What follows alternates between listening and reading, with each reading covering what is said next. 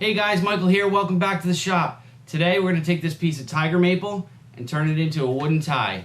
So I've had this idea kicking around for a while. I've seen other people do them where they cut the piece of wood into segments and then run some elastic band down through it. They're really awesome, but this is an idea that I had where I wanted to keep it all one piece. So I hope you stick around and see how it turns out. The idea I have is to make a modified box joint jig. So I place the board against the blade and adjust it to the depth that I think would work the best. I bring up the fence and make the first cut. I'm really happy with the depth and I think the kerf will work out perfect. Next, I take a scrap piece of plywood. I've already secured 2 rails to fit my saw onto the bottom. This will help keep it in position. I set it in place and run the blade up through the plywood. Next, I measure 1 blade's width from the cut, then flip the board over and run the kerf down the length of the board.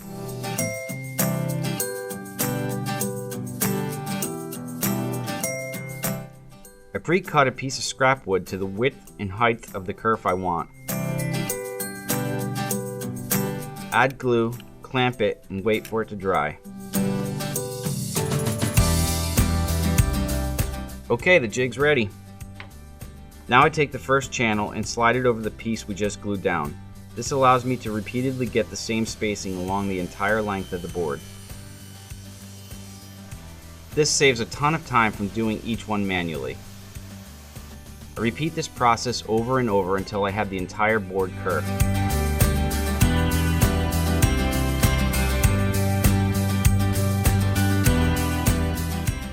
Next, I take it to my bandsaw and begin cutting it into the shape of the tie.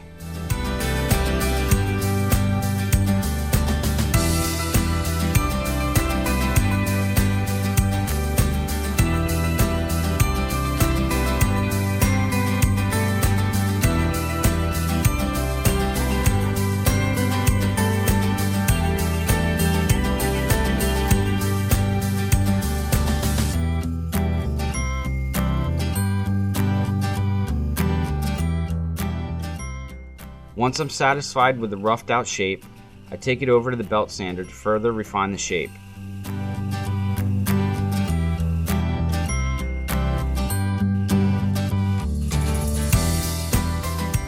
Now to everyone's favorite part, hand sanding. I started out sanding at 150 grit and continued up to 600 grit.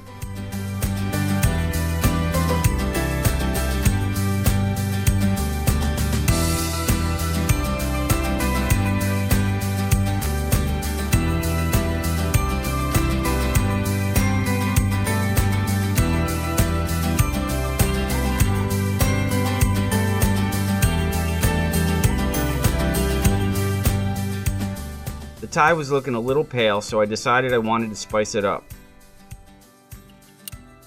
Here I'm using Alumilite dye to stain the wood. I started off with Alumilite black and covered the entire piece.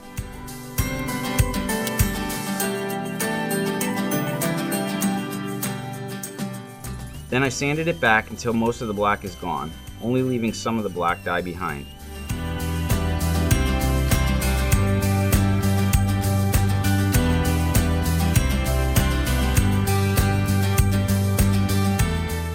Next, I mix up some Alumilite red with some denatured alcohol to help thin it out and make it easier to apply.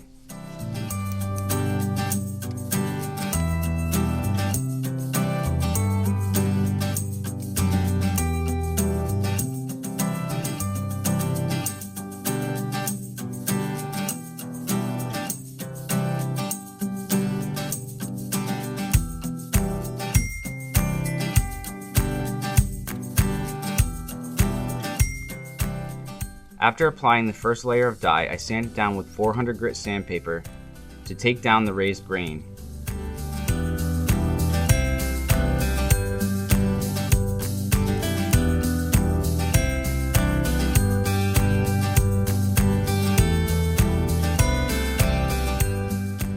I wipe it down with denatured alcohol to remove the sanding dust and help blend the dye into the wood. Then repeat the process.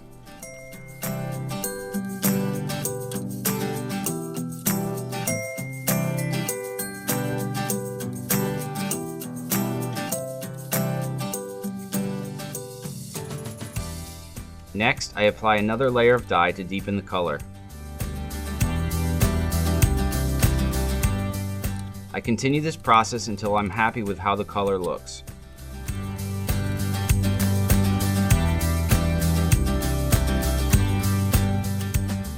I had a can of Rust-Oleum clear gloss, so I decided to finish with that. I gave it a first coat and let it dry, then sanded it back with 000 steel wool.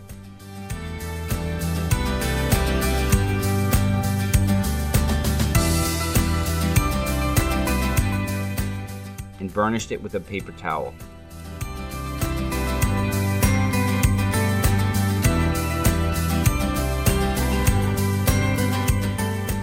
Next, I decided to make a separate piece for the knot part of the tie.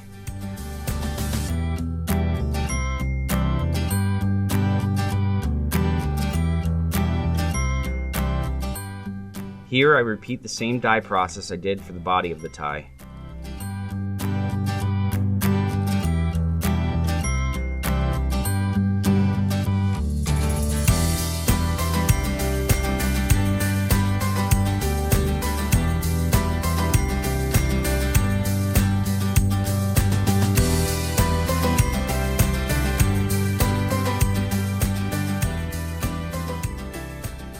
And then finish it off with an embellishment of my logo.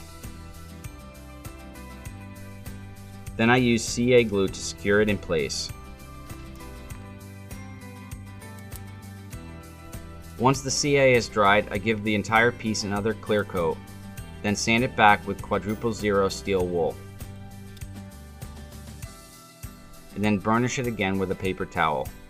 I do this to cut back on some of the gloss. I really wanted this piece to have a satin finish.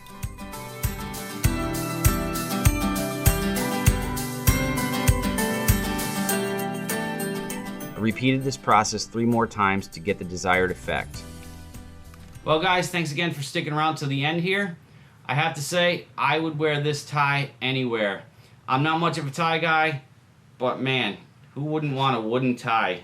And it's super flexible. You can see the kerfing worked out really well.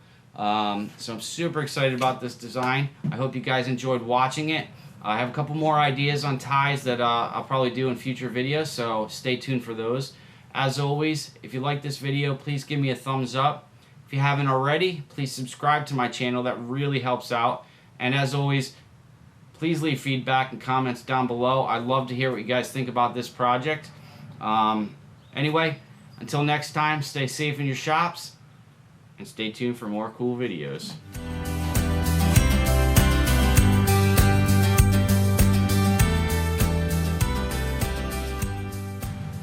Alright, peace out.